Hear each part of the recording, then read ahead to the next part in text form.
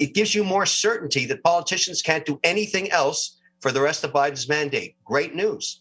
All right, thanks so much, guys. Yeah, he is the chairman of O'Leary Financial Group. He is a Shark Tank investor. He is a friend of the show. Mr. Wonderful is back to give us his, wrap up on what has been a pretty impressive year, to say the least. Kevin will have, a little bit of a look forward into next year as well here.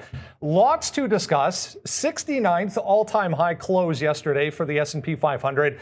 We get the 70th all-time high intraday this morning once the market gets open here. Anywhere from inflation through to, COVID, we can cover a lot of topics. I want to start off, though, with your take on, this year in general, because we were talking a little bit yesterday on the show about how it doesn't really feel like a 23 to 24% kind of year for the S&P 500. But, here we are wrapping up the year at all-time highs. It's true. And, the question everybody is asking now with this mini Santa Claus rally occurring is, are we taking gains away from 2022 and packing them into the last few trading sessions in 2021? And I think the best way to look at this as an investor is look big picture for a moment. We're going to print just south of 6% GDP growth in Q4. And then if you look at all the estimates, which are all over the map for GDP growth in North America in Q1, they're under 3%. And the reason that variance is there is that people just don't know how to read this whole issue around COVID and the different versions of it and how much impact it'll have on the economy and growth.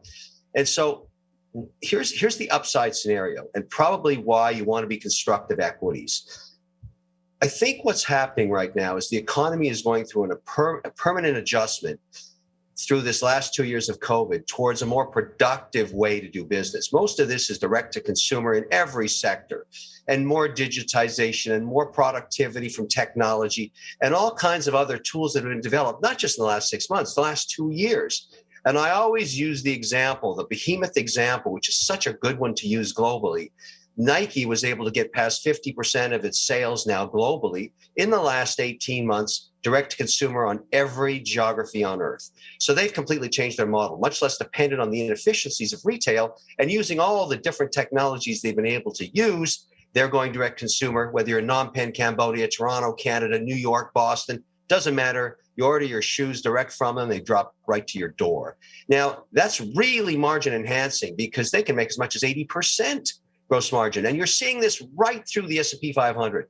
So you have to ask yourself, going into Q1, is there an upside surprise? And maybe it's this. Maybe we continue this just south of 6% GDP growth into Q1, which has now got a print of less than 3 as an estimate. And we surprise everybody with this continued productivity moving through the entire business channels all around the world.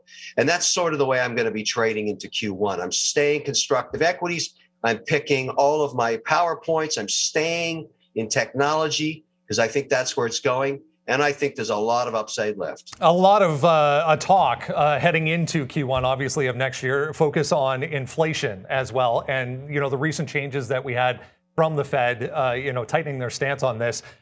Give us your take here. Do we get, I even read an article on the weekend talking about that deflation word. Do we get a flood of oversupply or more goods coming into the market to offset this at some point next year to kind of bring this back down to earth a little bit? Or does it take longer than that?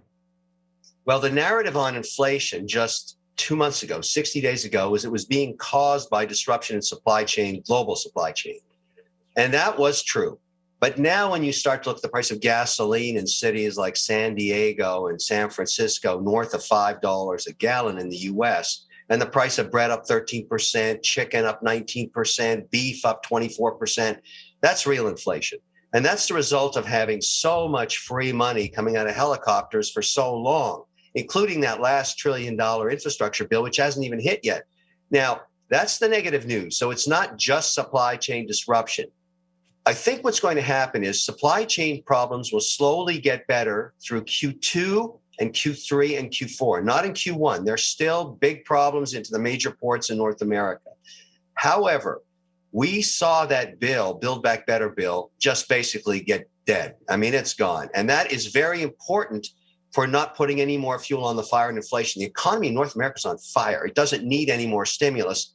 And so, you know, for whatever reason, the checks and balance in the system made sure that that was going to be, I thought, very bad policy, a really bad idea. And it got just basically put behind the barn, and you know what happened to it. It's gone.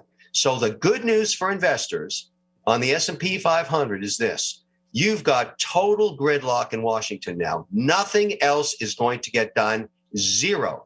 The midterms will hit.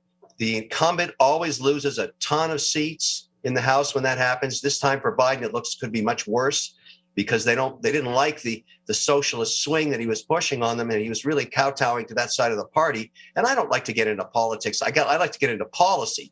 But the good news is that bill's dead. Total gridlock, nothing more out of Washington. This is always good for markets. It gives you more certainty that politicians can't do anything else for the rest of Biden's mandate. Great news.